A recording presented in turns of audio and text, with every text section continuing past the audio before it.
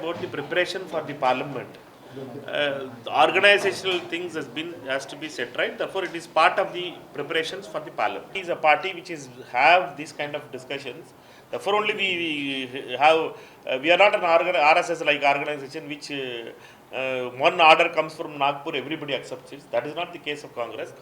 Don't worry about it now. When the Lok Sabha election is announced, we will have a candidate. Okay, we are having an MP now. But why the candidate name is always delayed for the announcement? Congress party, there is always, in Udaipur also we decided that we should decide the candidates early.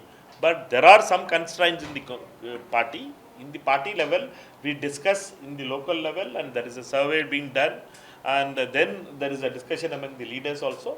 Then there is a PEC, Pradesh Election Committee. Then there is a screening committee. Then there is a CEC. So then how Congress long, President how decides. long it is? On time we will announce it. So all time it does On time. We are going to win both the seats and people of India, Goa are decided to vote out the corrupt government of Pramod Sawant, and the day the parliament election is over, the Goa government will also go.